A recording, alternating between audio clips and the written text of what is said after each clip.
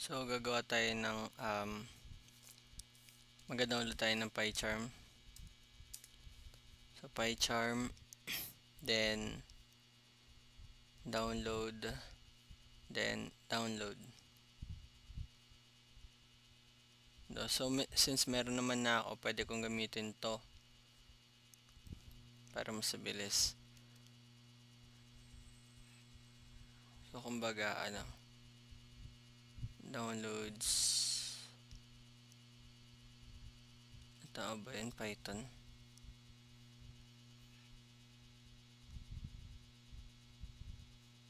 PyCharm 2025. Yan, click.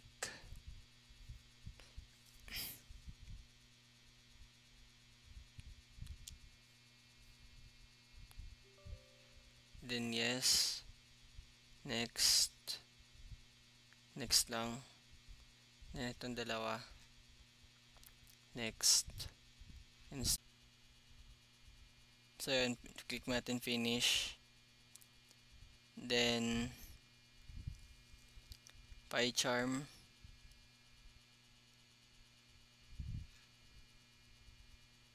Once andyan yung PyCharm, then pwede na siya magamit.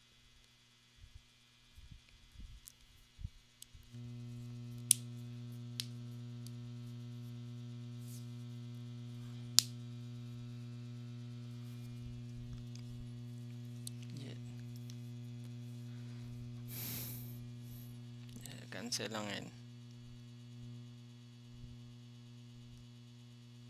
Ay, lang. Ano yata yun?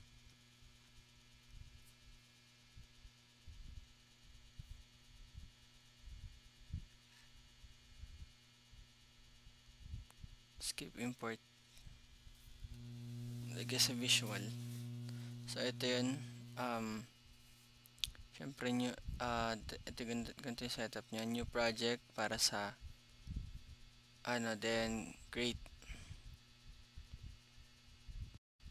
para sa isang project. Then, pwede dito ka na mag-import ng Python. Kumbaga, parang ganito. Right click. New. File.